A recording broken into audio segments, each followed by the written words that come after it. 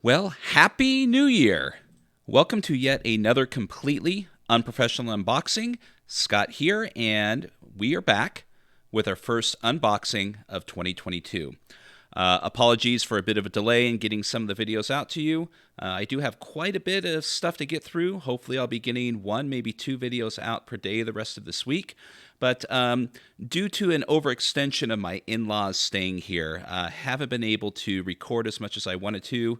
If you want to find out the circumstances, you can go to my Twitter and see. But long story short, having family members in the house during the holidays do not equate to either time or the necessary amount of quiet to record a decent video. So not the end of the world, but glad to be back recording and looking forward to really cranking out a few videos here to kind of get back into things. So along with the unboxing videos, also going to be doing a few pulls from the shelf.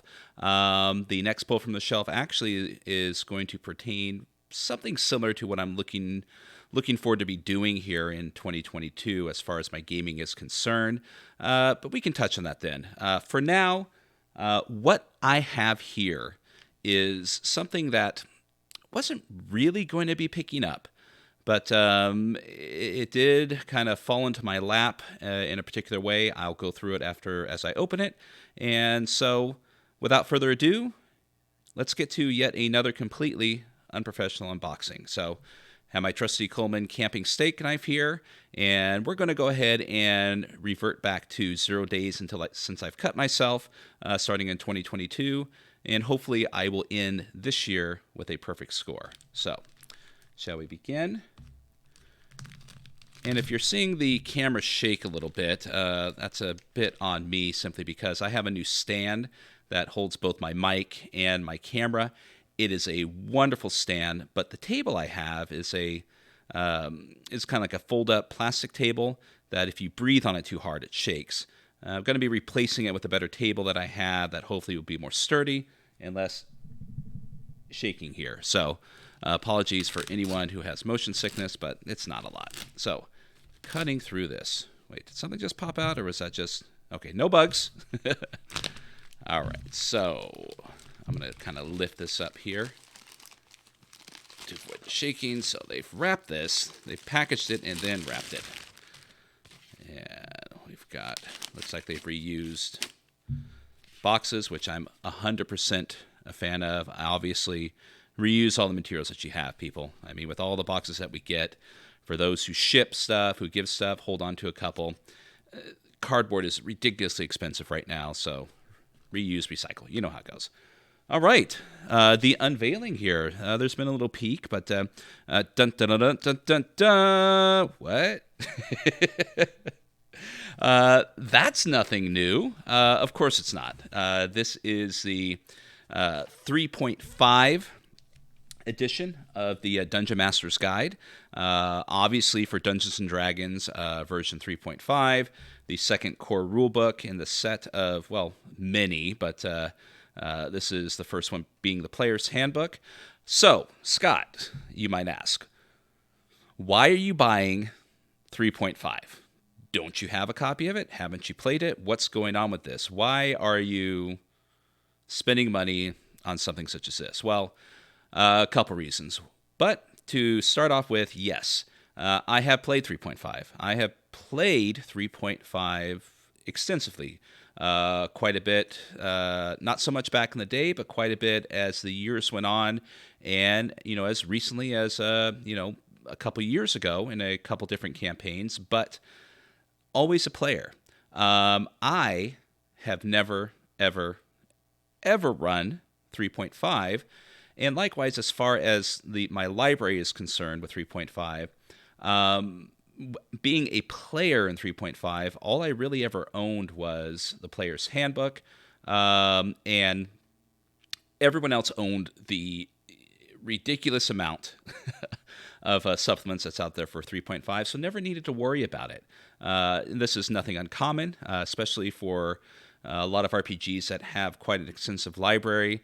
There's usually always one person, usually the games master, sometimes a player, but whoever it is, there's usually someone who has everything and most everyone else has maybe one, two, whatever.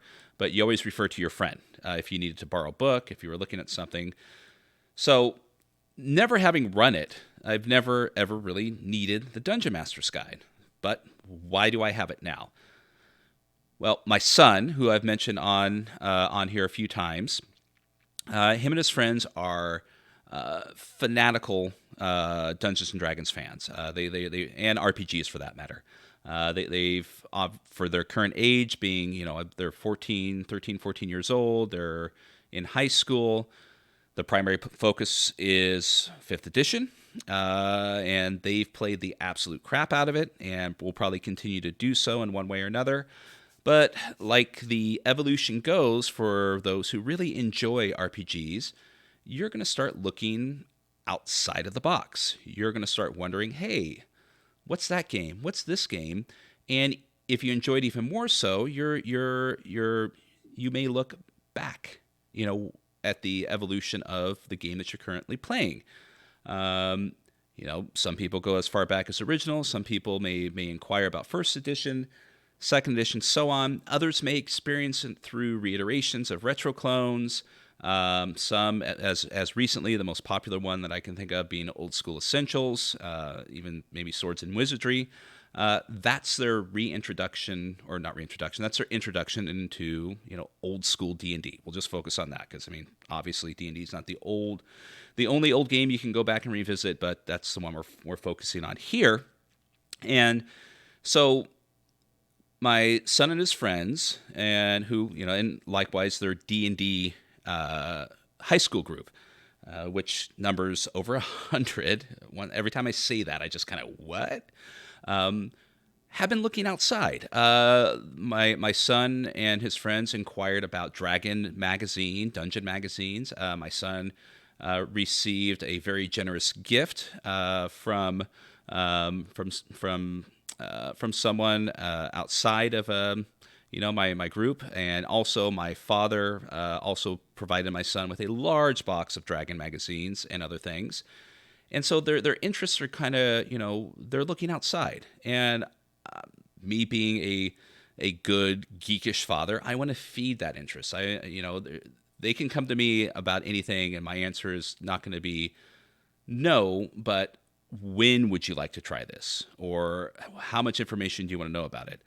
They have their means. They knew about 3.5 before they came to me, finding things that you find on the internet. As you can do with very little search. Even with the Trove gone, it's not hard to find certain PDFs. Obviously, I don't recommend anyone going out and stealing RPGs, but it is what it is. But they're looking at it as, hey, what is this? I want to read about it from a historical point of view. That whole conversation will probably be on the podcast I'm on, Titterpig, so we'll save that for another day. But more importantly, back to what I was talking about. Hey, Dad, did you play 3.5? Why, yes, I did. Are you familiar with it? Well, I am to a certain degree. Would you run 3.5 for me and my friends? Absolutely. 100%. And then, of course, immediately hop on, the interwebs to see what I, outside to see what I need to run it. And, of course, realizing all I have is the player's handbook. Went out and priced Dungeon Master's Guides, 3.5. Like all things RPGs, the price varies depending on quality and also depending on who you're selling it to. But, the retrospectiveness of Dungeons and Dragons is as popular as it's ever been. There's burnout on 5e. People are looking elsewhere, and whether they're going to other games or they're looking past, a lot of this crap is sold at a ridiculous premium. But I'm patient and kept my eye out for certain things, and found this at a very reasonable price. And it arrived here during the holidays, and was waiting quite a while to open it up so I can start looking into it. The kids have already made some characters. They've really enjoyed the process. They're of that age where a lot of us really start to get into the crunch of things. They're enjoying, Crunchy Rules 3.5, as we all know, has a significant amount of crunch to it. But the fact that that doesn't turn them off, you know, me being the dad that I am, I don't want to push too hard, but they're showing a really huge vested amount of interest into it. So who am I to say no? So here we are. That's what gets us to the Dungeon Master's Guide for 3.5, which I'm sure I breezed through a couple times in the past, but never really looked too much into it because I never had to. And, you know, back then I had less time to concern myself with certain things such as this as I do now. So let's take a look at it and see what is inside. And I'm not going to go through the history of 3.0, 3.5. Everyone can look that up on their own. A lot of people are familiar with it, nor the merits and the issues with it. The primary purpose of me getting this book is to, introduce my son and his friends to 3.5, run it for them, see if they enjoy it. And of course, if they enjoy it, it's another game they're going to go play. I mean, I consider it to be a win-win. You know, they can come to me for most anything and say, hey, are you familiar with this? And if I'm not, I will. And if they ask me to run it for them, you better believe I'm going to. So, one of the things that I always enjoyed about 3.5, at least through most of the books, is the chapter artwork. As you go through the pages, this kind of the style that it has here, the kind of the rough edge is the kind of like almost like a draft of each chapter, a definition of what it is, done by what is that? Sveckel. As stated before, I need glasses. But anyways, I love this. I love this transition from each chapter and most of the 3.5 books. Just kind of gives an old world feel to it. So we go through a lot of the typical stuff. I know most of this in here is going to be old hash, rehashing of a lot of things throughout the variety of Dungeon Master's guides, whether it be information from prior or even information that carries on through 4 and 5. But what is a DM? So there's going to be a lot of different information regarding that.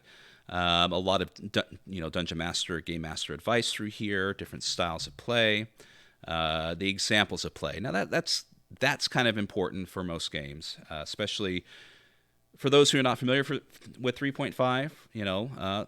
Like my son and his friends and other people out there who primarily focus on 5e or someone who's never played Dungeons & Dragons, and they're out there. The examples of play is somewhat important because how you play and conduct yourself in 3.5 is going to be wildly different than 4th edition, than 5th edition, than 2nd, than 1st, than original. The foundation is there. The soul of the game does carry through each edition, even 4th. For those who have issues with 4th, I'll fight you on that. The soul of the game is going to carry through. But how you attain your goals and whatnot and carry that soul of Dungeons & Dragons through each version is dependent on the rules themselves. So obviously something to familiarize yourself with as a Dungeon Master in any version. Me playing with it, playing in 3.5, that's not really an issue for me.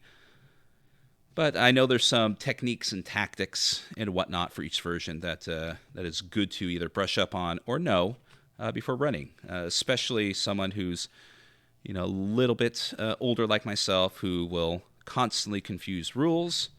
Classic example is the constant meshing of Delta Green and Call of Cthulhu, which seems to be continuing on in infinity for me. Okay.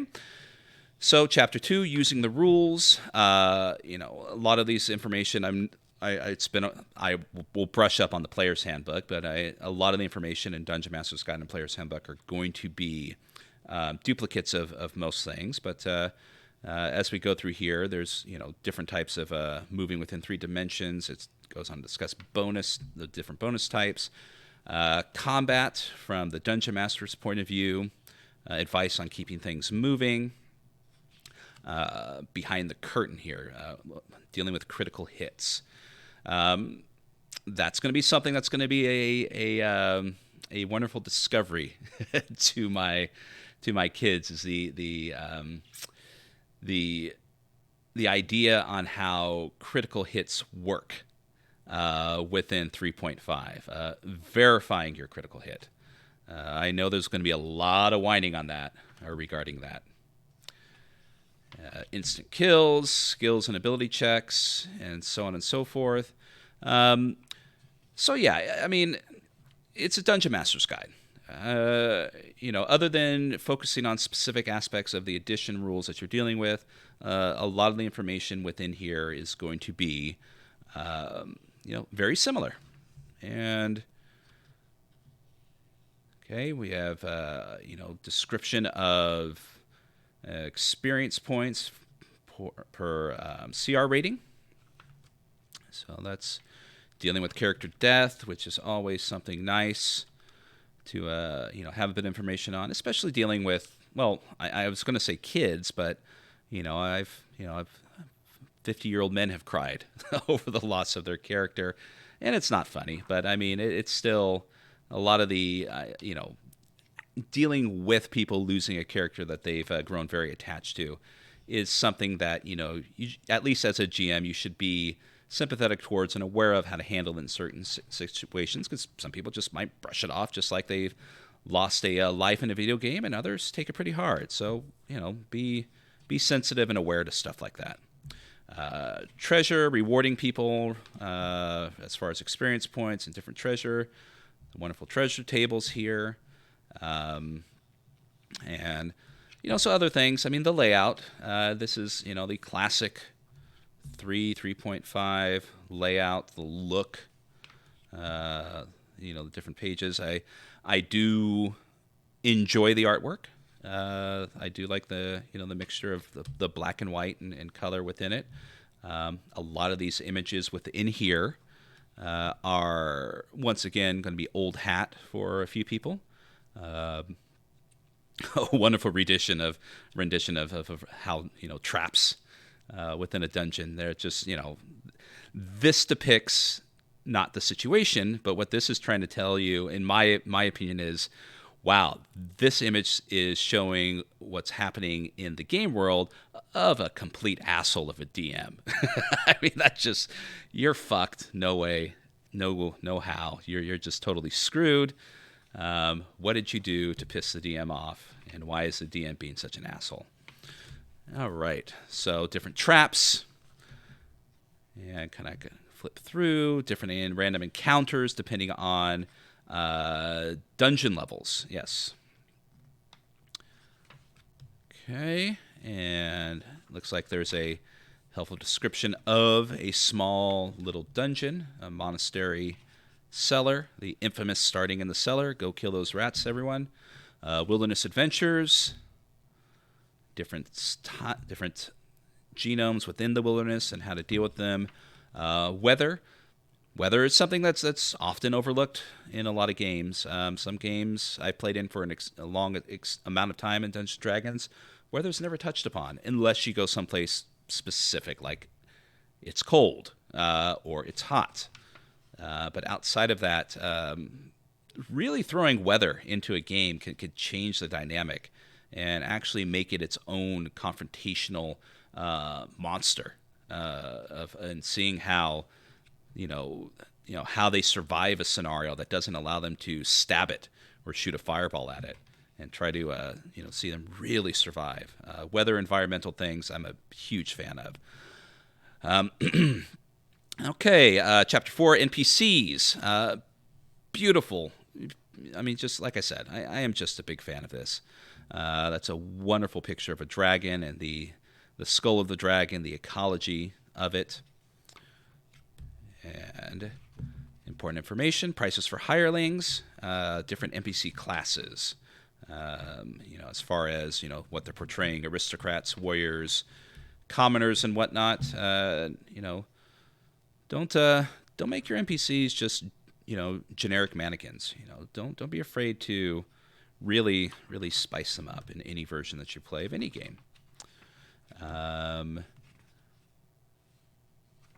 we've got different druids, different paladins, and how to suit them up with gear and information on basic information in regards to combat. Rangers, rogues. So this is interesting. They really go in depth, or at least not in depth. They do give you a good amount of information here when you're dealing with NPCs that fall within a specific character class, and how to suit them up appropriately depending on the level that they are. Without having to do too much heavy lifting, other than just create their personality. Oh boy, excuse me. And then the big one, dealing with campaigns. Once again, another beautiful piece here of a castle, and looks like they're dealing I think this is a close-up shot of the gatehouse, I would imagine. Yep. Fleshing out NPCs and kind of backtracking there a little bit. But Chapter 5, campaign. So another important aspect of D&D, is creating the campaign. Some people sit and meticulously flesh out every little bit. Some people just, the day you show up is the day they figure out how it's going to go and just make it up as they go along. However way you do it is fine. Nothing. I know we make fun of a lot of the homebrew people, and rightfully so in some instances, and also make fun of the people who just make it up as they go along. But as they say, and this is old hat, but if they're having fun, they're having fun. And if your methods that you use lead to your players having fun, that's the most important part. So if they enjoy your world being fleshed out to the most minute detail of the blade of grass outside of the keep, fantastic. If they're going along for the ride as you improv, every minute that they play during the while they're sitting around the table, so be it. And the important thing is to know when they're not having fun, and things things that you can do to rectify that, which hopefully this within here and any other book gives you good information on, not just how to build the world, but how to maintain that world and make it come alive for the type of players that you have around your table. Some don't give a shit what the name of the mountain is in the distance. Some just want to go there or just completely bypass it. Others want to spend hours shopping inside of a shopkeep, buying up stuff. Okay, adventuring on other planes, which is another important aspect in D&D, whether it be the elemental aspects, the ecological aspects, and likewise when you're dealing with the planes, there's the alignment aspects that you have to be concerned with in 3.5. Well, in all D&D for that matter. I mean, alignment, as much as you want to kind of cram it into a pigeonhole, or you put it in a drawer, close it and seal it. Alignment in one form or another, depending on how you utilize it, is a tool. And it can be a wonderful tool. It's something that doesn't necessarily need to be front and center in your D&D game, nor do you need to be a stickler or a rules lawyer regarding it. But I mean, morality, whether if you want to call it that, or alignment, plays a big part of your game, regardless if it's D&D. I mean, I know not everything's black and white, but when you boil it down to it, neither is alignment. Alignment is not just the description, the 3-sentence description within the book. It can be so much more if you allow it. Let's see here. Wonderful picture of some, I would imagine those would get Yankee. And they've I like that rendition of them, the more skeletal aspect. The 5e edition of the Githyanki, although they do look alien in their scope, kind of maybe have softened down their features a little bit. I'm not saying I don't like it, but I do like the older, more kind of,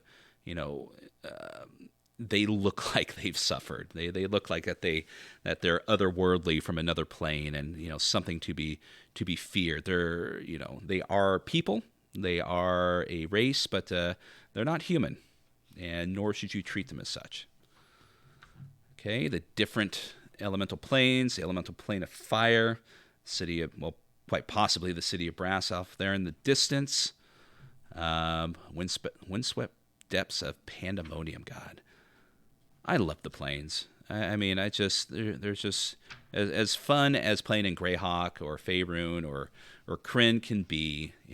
God, nothing just beats the possibilities of campaigning and playing, even if it's just a couple of the planes. Just so wonderful. Demon armies battling in the abyss. Huge fan of Nine Hells, the Abyss, Demons, and Devils. Always have been.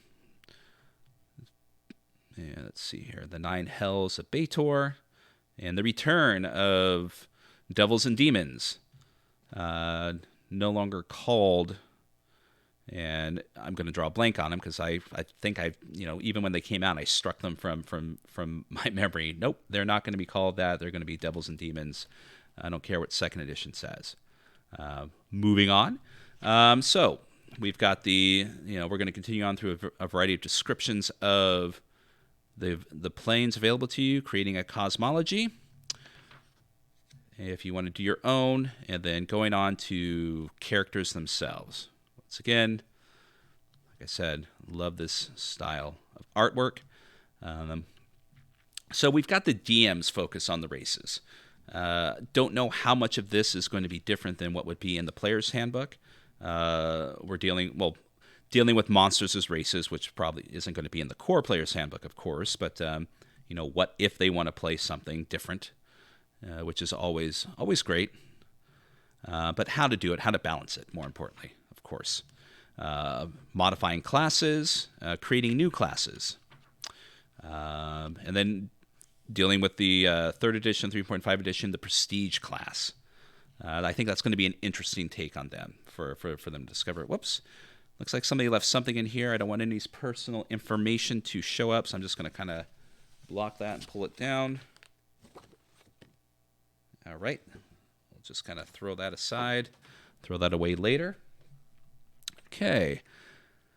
So yeah, the standard 3.5 Prestige classes, the Arcane Archer, Arcane Trickster, the Archmage, the Blackguard, yes, the Assassin, the Dragon Disciple. So continuing on. Oh, that's a wonderful picture. I was just talking with a friend about the direction that 5th edition is going with a lot of its artwork, and I'm not going to turn this into a 5e hate session, but I'm just going to leave it as I'm just not a fan of where a lot of the artwork is going with WotC's current interpretation of 5th edition.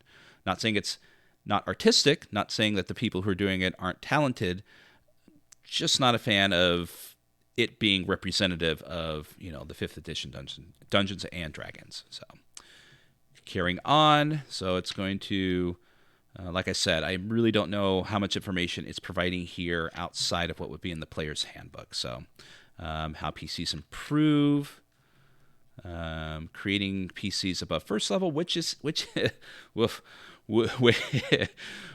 going to be handy. I would imagine it doesn't deal too much with it here. No, God, it's barely a half page or just over half page.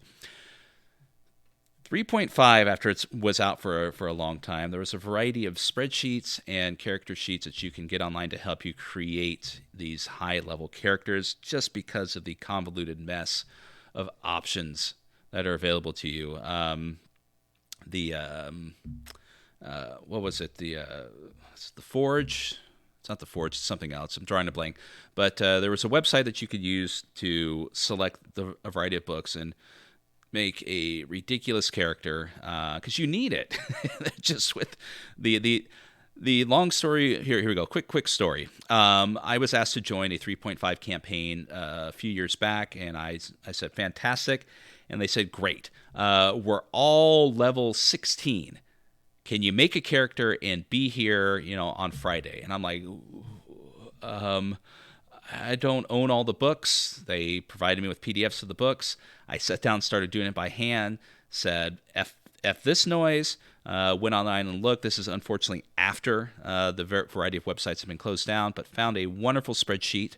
I may throw it, in the Hoo-Ha Dilly that you can link to, that allows you to plug in everything that you need, and it's going to spit out a multi-class, 16th level, whatever for your game. Because, and even that took me almost a whole week to do just with the spreadsheet. Fiddling with this, fiddling with that, and whatnot. But creating on paper, a 15th level multi-class character in 3.5, just, you're going to have a nosebleed. But obviously this was not something that they were, kind of foreseeing with the original creation in the original core book. So moving on, dealing with familiars, which is another wonderful thing to maybe help you out with, because familiars, can be a touchy subject with people. Animal companions. We want pets. We want cutesy wootsy pets.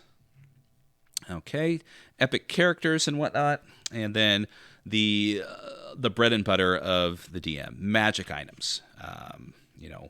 How to utilize them, how to place them, how to provide them, I would imagine would be in here. A variety of descriptions, dealing with intelligent items. These are things that are going to be in every version of Dungeons & Dragons, but of course, telling you how to handle them within the version that you're running. Let's see here. What is that? A beautiful picture of Elven Chain. God, that's wonderful. Lockwood. Yep. God, it's just... I don't know. I'm going to sound like an old fart, but a lot of the artwork is just not what it used to be. I'm a cartographer fan, giant art fan. I do feel that the artwork, doesn't matter how good your game is, the artwork can make or break your game, without question. As far as getting people to view it, show some interest in it, especially if you're doing a game that's going to be on the retail shelf. The first thing they're going to see is the cover as they flip through it, and if none of that artwork evokes a sense of wonder and imagination, they're going to put it back on the shelf. Doesn't matter how wonderful the words are within. Okay, using multiple immovable rods. Okay, yep. So dealing with scrolls, wands, and going through, we got a little bit of some black and white artwork. The Cloak of Arachnia. That's a wonderful little rendition. Crystal ball there. Ion stones. Periapet of health. Robe of eyes. Yes. And going through Scarab of protection. A lot of what have become default magic items in D&D. Cursed items. Yes. Cursed items. That's where, you can, as a DM, you can get, scratch that wicked itch. It's not a competition with your players, but, sometimes you got to make it interesting and don't let them get too comfortable. Book of Vile Darkness. Deck of many things, high-level quest items, major artifacts, and whatnot. And we're almost near the end. Estimating magic item gold piece values. That's important, especially if they're going to sell things, or if you're going to have that world where you're going to have a magic shop. And then we have the glossary. Once again, another wonderful transition piece. Let's see. Magi Staff, an orb, Crown of Power, Artifact Decanter, Wand, Guardian Statue. Yep. And what is this one? The glossary of variety of things. So yeah, and a lot of times I tend to flip to the glossary because that's where there's a lot of little, snippets of information, wisdom, just a quick way to kind of, see some of the things that they either want to separate from the chunk of the book or things that they didn't add to it. Dealing with level loss. Yep. Well, hey, you know what? I really couldn't tell you if that's something that's carried over into 5th edition or not. No one likes it, but sometimes it can happen. It all depends. Different environment situations.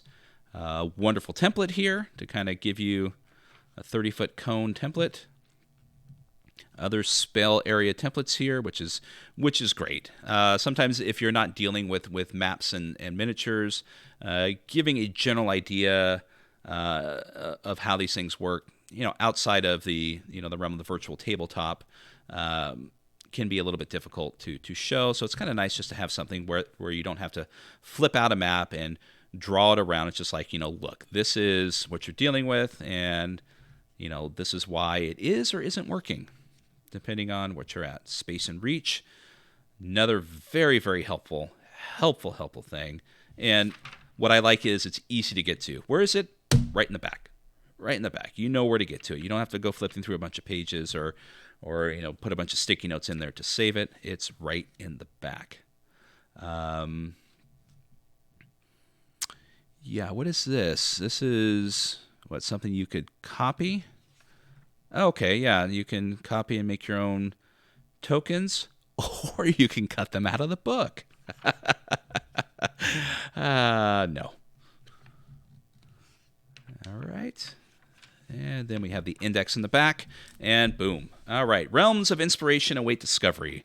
This was the 3.5 Dungeon Master's Guide by Monty Cook, Skip Williams, and Jonathan Tweet. Have no idea who those 3 people are. And so weave exciting tales of heroism filled with magic and monsters. Within these pages, you'll discover the tools and options you need to create detailed worlds and dynamic adventure for your players to experience in Dungeons and Dragons, the role-playing game. And that was the Dungeon Master's Guide, Core Rulebook number 2, version 3.5. So, yeah, I'm going to go through it. There will be things that I'll highlight, things that will kind of help me remember certain aspects of the game. I'm obviously going to be going through the player's handbook. The other thing I did pick up relatively cheap from a used store was the monster manual for 3.5, which I do not have. We'll have soon. Just the core 3.